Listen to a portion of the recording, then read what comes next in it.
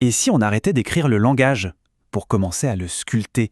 C'est un peu l'idée folle derrière Diffusion LM, une approche qui change complètement les règles du jeu pour les modèles de langage et qu'on va décortiquer ensemble aujourd'hui. On le sait, les grands modèles de langage peuvent être brillants, créatifs, mais essayez de leur faire respecter une consigne précise, et ça se complique vite. Comment peut-on leur imposer une structure, un plan, sans pour autant tuer leur créativité? C'est le grand défi actuel. Alors, pour bien comprendre pourquoi Diffusion LM est une petite révolution, il faut d'abord regarder où ça coince avec les modèles qu'on utilise tous les jours. C'est ce qu'on va voir tout de suite. La plupart des modèles actuels, ils fonctionnent en mode auto-régressif. C'est un mot un peu barbare pour dire qu'ils génèrent le texte un mot après l'autre, de gauche à droite.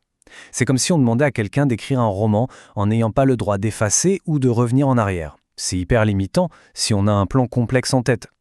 L'idéal, ce serait plutôt de fonctionner comme un sculpteur. On a un bloc de matière brute et on affine, on ajuste, on retravaille l'ensemble jusqu'à obtenir la forme parfaite.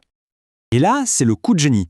La solution à ce problème purement linguistique, elle ne vient pas du monde du texte. Non, elle vient du monde des images, de l'art généré par intelligence artificielle. On a tous vu ces images incroyables créées par des IA comme Midjourney ou DALL-E. Eh bien, la technologie derrière s'appelle les modèles de diffusion.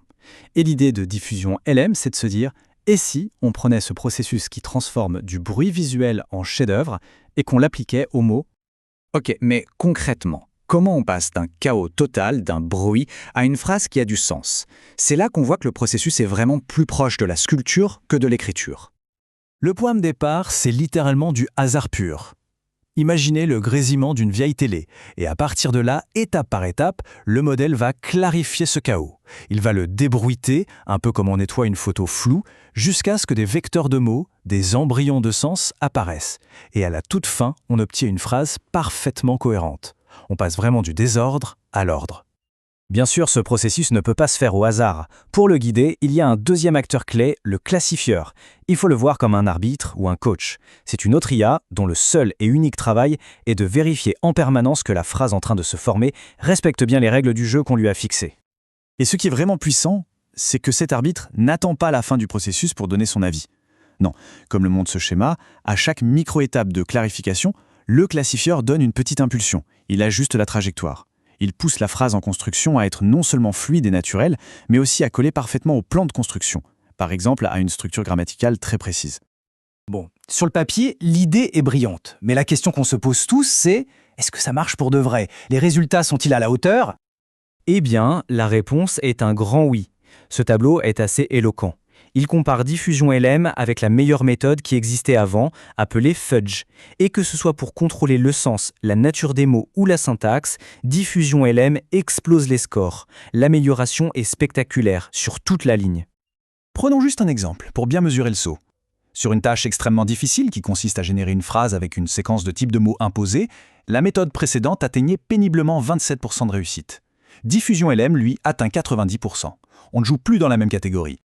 Et voici ce que ça peut donner en pratique. Une phrase comme celle-ci, qui a l'air toute simple et naturelle, sauf qu'elle a été générée pour se conformer à une règle de syntaxe très complexe que les autres modèles ont beaucoup de mal à suivre. Le résultat est bluffant de naturel. Et ce n'est pas tout.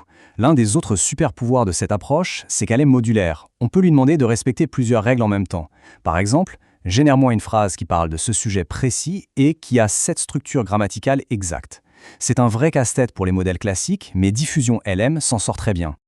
D'accord, les résultats sont là, c'est impressionnant. Mais si on prend un peu de recul, qu'est-ce que ça change vraiment pour le futur de l'intelligence artificielle?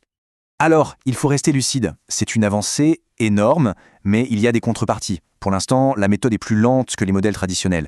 Et la fluidité globale du texte, ce qu'on mesure avec un indicateur appelé perplexité, est encore un peu moins bonne en moyenne. En gros, on gagne énormément en contrôle, mais on perd un peu en vitesse et, pour l'instant, en naturel.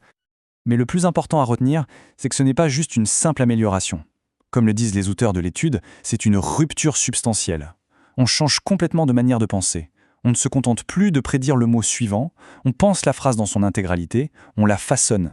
Ce nouveau degré de contrôle ouvre la porte à des IA beaucoup plus fiables, plus prévisibles. Et ça nous laisse face à une question vertigineuse. Si on peut vraiment traiter le langage comme un plan d'architecte, avec un contrôle quasi parfait sur la structure, qu'est-ce qu'on va bien pouvoir construire avec ça? Les applications pourraient dépasser tout ce qu'on imagine aujourd'hui. L'avenir s'annonce passionnant.